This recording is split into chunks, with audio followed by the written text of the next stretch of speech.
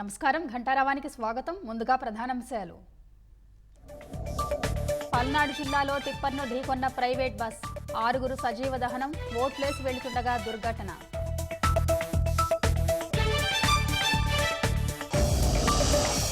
రాష్ట్రంలో ఆగని వైకాపా హింసాకాండ, మాచర్ల, తిరుపతి, తాడిపత్రిలో తెదేపా శ్రేణులపై దాడులు.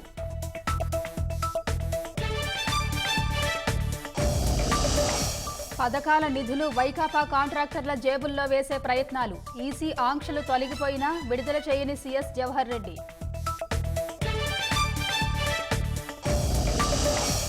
కృష్ణమ్మ పక్కనే ఉన్న తాగునీటి కోసం తిప్పలు, విజయవాడలో బోరు నీరు సరఫరా చేస్తున్న అధికారులు.